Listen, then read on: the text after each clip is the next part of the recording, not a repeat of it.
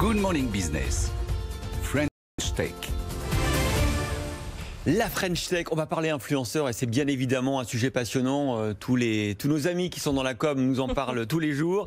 Mickaël Jaïs, PDG et cofondateur de Launchmetrics. Bonjour à vous, merci Mickaël d'être avec nous. Vous rachetez, ça c'est génial, un Chinois qui s'appelle Parkloo, qui a 45 salariés, mais qui gère une base de données de 100 000 influenceurs chinois. Évidemment, encore plus en Chine, hein, on vient de le voir, hein, avec ces agriculteurs chinois qui se vendent sur les réseaux sociaux aux consommateurs chinois. Mais évidemment, c'est valable aussi dans le luxe.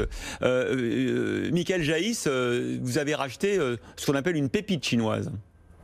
Oui, bonjour, c'est véritablement une pépite, effectivement. Nous, notre métier, c'est d'aider des marques de la mode, du luxe et de la beauté à gérer leur actif principal, le plus stratégique, le plus important, la marque. Et bien évidemment, les influenceurs sont hyper importants dans l'optimisation de l'image de marque des entreprises. Et donc Parkloo, c'est l'acteur chinois qui aide les entreprises occidentales à se développer en Chine, dans le domaine de l'influencer marketing. Pour donner un exemple, Clara Ferragni, qui est l'une des influenceuses européennes, italienne, compte 22 millions de followers sur son compte. Et face à elle, 3 influenceurs chinois, les plus grands, font 10 fois plus. Oui, absolument. Si vous prenez l'équivalent de Chiara, c'est Austin Lee, c'est 120 millions de followers. Donc ça vous dit l'écart qui existe aujourd'hui entre la Chine et l'Europe, des processus beaucoup plus sophistiqués, des influenceurs ayant beaucoup plus de pouvoir, un impact sur les ventes qui est considérable. Et donc pour nous, c'était absolument impossible de passer à côté du marché chinois qui représente, on va dire, 40% du volume d'affaires de la mode, du luxe et de la beauté. Et donc 40% du volume d'affaires de vos clients mondiaux, en fait, hein, forcément. Absolument, oui. Alors, et donc il fallait être capable... Ouais. Allez-y, pardon. Non, je disais, il fallait être capable à la fois de comprendre ce qui se passait en Chine, de les aider à être présents et de redémarrer, parce qu'en ce moment c'est quand même un point clé pour eux, et être capable également de mesurer le retour sur investissement des campagnes qui mettent en œuvre en Chine. Alors ça, c'est le nerf de la guerre, parce qu'on parle beaucoup d'influenceurs, on parle beaucoup de nouveaux médias, mais effectivement, la question que continuent à se poser et les régies et les directions de la communication, c'est quel est mon retour sur investissement? Comment mesurer qu'effectivement l'argent que je mets sur Internet et les réseaux sociaux me rapporte autant que l'argent que je mets dans les médias traditionnels? Il y a débat là-dessus, c'est encore pas tout à fait clair. Alors, pour nous, chez Launchmetrics, c'est très clair. On a développé un algorithme qui s'appelle la Media Impact Value qui permet de mesurer l'impact d'une campagne d'influence.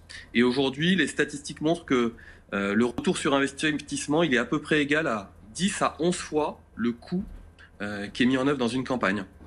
Et donc, on cherchait une entreprise qui nous permette en Chine d'être capable de mesurer ce retour sur investissement, parce qu'en Chine, il est encore plus élevé, bien évidemment, vu l'audience et le nombre d'utilisateurs des réseaux sociaux. La Chine qui est très en avance par rapport à nous, un seul chiffre qui est vraiment intéressant. En Europe, aux États-Unis, avant de faire un achat en ligne, c'est important à la veille du Black Friday, dont on va parler dans un quart d'heure évidemment, il y a 4 visites de sites, ce qu'on appelle les touch points dans le métier. En Chine, le chiffre est de 8, c'est-à-dire qu'on va consulter l'avis de plusieurs sites et de plusieurs influenceurs avant de cliquer sur achat. Absolument. Si on prend la France, effectivement, il y a 4 points clés. On va aller sur Google pour faire une recherche. On va prendre un peu d'inspiration sur Instagram. On va se conforter sur WhatsApp ou sur Facebook auprès de ses amis. Ensuite, on va acheter sur le site. En Chine, effectivement, dans un temps bien plus réduit, puisqu'il se passe 3 fois moins de temps entre le moment où on se connecte et le moment où on achète, on fait 8 touchpoints, et parmi ces 8, il y en a 4 qui sont des influenceurs. Ça vous dit le pouvoir de la recommandation dans ces pays-là.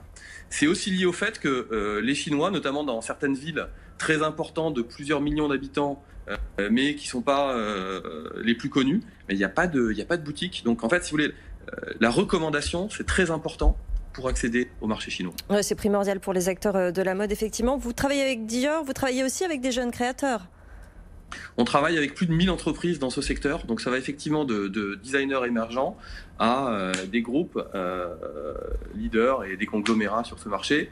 Mais tous, si vous voulez, aujourd'hui ont une priorité, c'est de redémarrer en Chine, parce que la Chine a redémarré. Aujourd'hui, les volumes d'affaires de ces secteurs en Chine sont supérieurs à ceux qui étaient faits en 2019.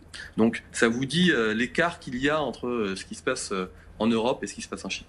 Voilà, bravo Michael Jaïs, PDG cofondateur de Launchmetrics, pour cette acquisition chinoise qui vient après une acquisition américaine, celle de Fashion GPS que vous aviez fait en 2018, ce qui d'ailleurs vous a fait passer sous statut américain, mais vous êtes une belle French Tech avec un actionnariat majoritairement français, dont notamment BPI France. Merci beaucoup d'avoir été avec nous ce matin dans Good Morning Business.